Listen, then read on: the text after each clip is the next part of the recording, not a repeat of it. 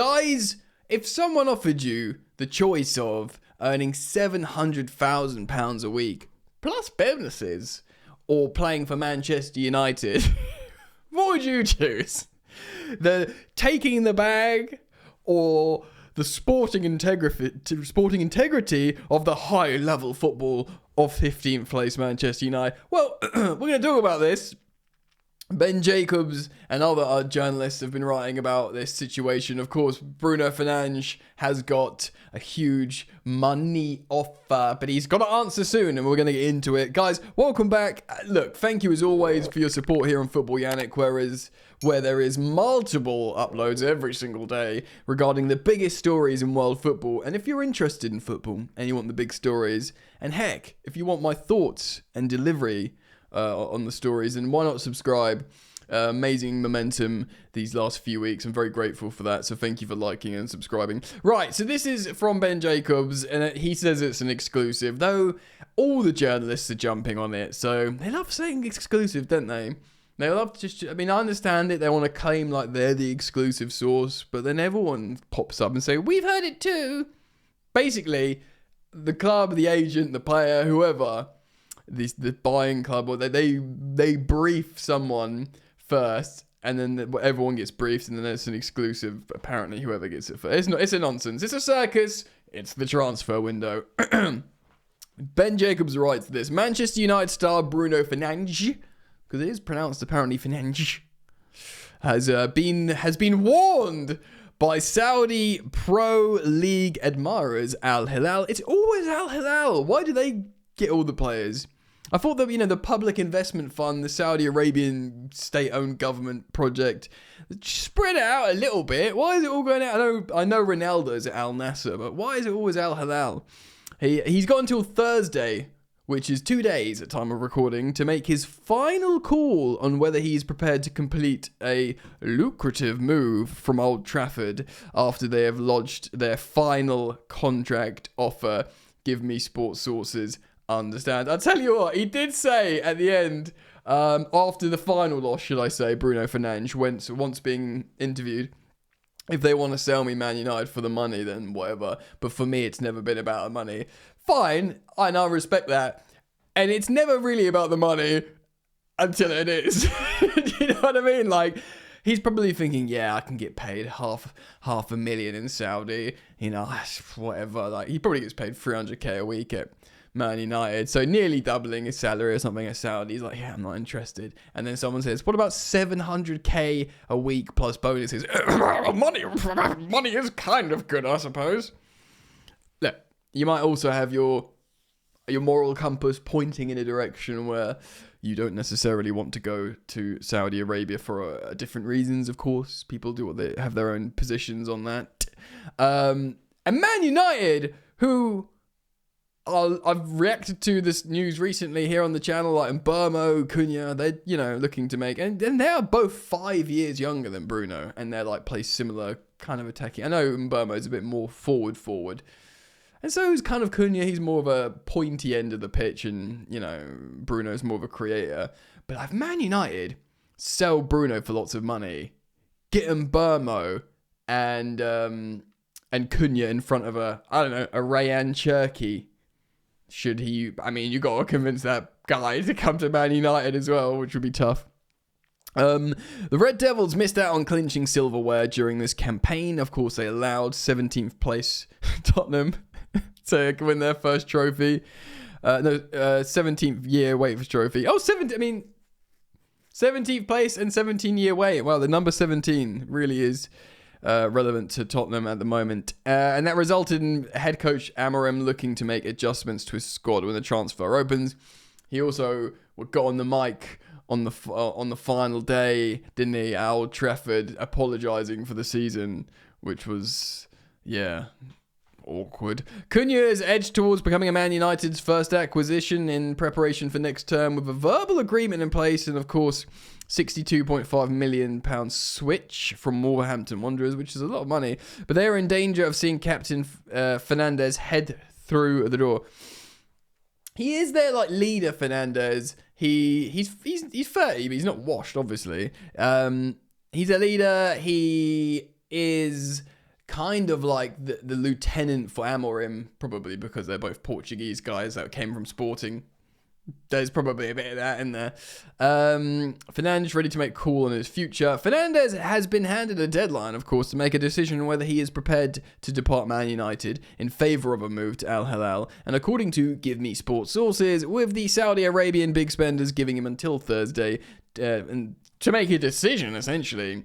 The creative midfielder conceded after Europa League final defeat to Tottenham that he could not guarantee he would remain with Tottenham, Man United.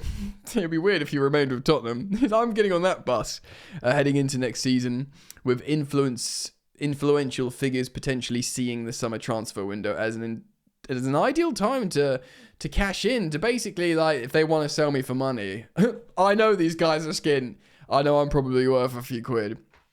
So their sources to Give Me Sport have informed them that Al Hilal have submitted a financial offer worth in the region of £700,000 a week, and there's also been different reports suggesting plus bonuses on top, in a bid to entice Fernandes away from Manchester United, while he would stand to pocket close to £65 million each season when the accommodation, flight, signing on fee, and potential individual and match bonuses are factored in. £65 million a season with no tax is pretty naughty. He's 30 years old, and look, he's won a few trophies, a few cups. He's won some cups. It's not awful, you know. The 30-year-old Portugal international has been described as a legend by Amorim, and there is desire within Old Trafford to keep him in his current squad surroundings as they aim to recover from a season that's seen them fail to seal European qualification at all and finish in the bottom half of the Premier League table. And bottom half of the Premier League table is kind. There's a kind way of framing it. Bottom half of the Premier League table. Al Hilal have refused to give up on their pursuit of Fernandes. Give Me Sports sources have learned that Manchester United are confident he will stay, and that they have led there to being an intention to move on to alternative targets after Thursday, as they are determined to secure marquee names. Yes, so Salah funds could be used to land Fernandes. Of course, the Saudi League generally have been trying to get Mohamed Salah for a long time. He's nailed his colours to the Liverpool mast. The Saudi Pro League were prepared to hand the Egyptian a deal that would have seen him secure over £500 million in wages over 3 years. Wow. 510 million in 3 years tax-free. £500 million in 3 years tax-free. I can't even, my skin's going weird, saying that. Over £500 million tax-free in 3 years. But he opted to pen a 2-year deal at Merseyside. Fair play. I mean, let's not play silly buggers here. Salah is going to be getting 400k a week at Liverpool. He's fine. Okay. He's okay. And wow. And Al Hilal also are looking at Victor Osimhen. And we know I've been covering the Osimhen story very, very closely as a Chelsea fan that wants him to come to my club. He is interested in money, Osimhen. He's been given it there. I want to play for Chelsea, but only if I get paid loads of silly money. So he may end up going to Saudi as well. Now, of course, this is an existential, philosophical question now for Bruno Fernandes, because it's not like Salah, is it? Because Salah's just won the Premier League, and Salah's just got the Golden Boot and the Creator Playmaker Award, and we will win Player of the Seasons, and he's loving it, and he's. What's his experience of a footballer? Scoring loads of goals and everyone's singing his name and everyone cheering because they win all the time.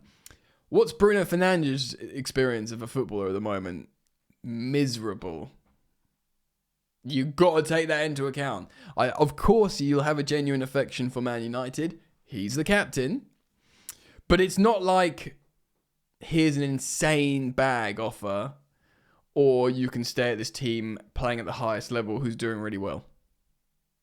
Because they're not doing really well. Now, if he stays, huge credit to him, because he's going to, finish his best years at Man United and try and be this talismanic figure to make them good again. And is that going to happen on Dan Marin with his 3-4-2-1 formation? Maybe. But it is. It's going to be very interesting these next 2 days because it's not just him, isn't it? Like how? Look, let me just quickly check his. I wanted to quickly check out his contract, or check on Transfermarkt how long he's got left in his contract, because his last contract extension was last summer, so he's got until 2027. 2 years left on this deal, over 2 years left on this deal. So you can say to Saudi, a lot of money. He's 30 years old. I don't know. 80 million quid, 100 million euros. 100 million euros, he could leave knowing Man United, who are in financial trouble, apparently, although they're apparently signing players. Not only will they alleviate themselves of his big wages, they will make loads of money so they can rebuild for players a lot younger than him. They could buy 2 very good players who are 10 years younger than him, both respectively. And he can not necessarily feel bad, and he can not necessarily feel like he's sacrificing himself, because he's going to go and make insane dollar. That's insane money.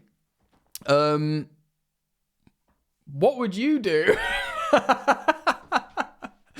What do you think's going to happen? Like, maybe, and also there is an argument here, and I know this is like, it's a bit, it's jarring, but because he is their best player, he's one of the best players in the Premier League. Even when they're bad, he plays well. But he is kind of hero ball. Do you know what I mean? And there is always this philosophical question where you've got this main character syndrome, hero ball. Does it make your team better? Does it should you be more systemic where you've got less of a free role? Is it better to have a Cole Palmer at Chelsea scoring loads in a really high-risk Pochettino system, or is it better to have a slightly blunted Cole Palmer in a Chelsea side that finished top 4 instead of 6, and concedes way less goals? Completely a unique scenario, but these questions come into play all the time. I'm not saying it's right or wrong, but there are conversations and topics brought up. Let me know what you think. Comment down below. Of course, multiple daily uploads here, so please do consider subscribing. Join the fun. Join the hype train. Thanks for liking the video, and I do hope to see you back here soon. Take care. Peace.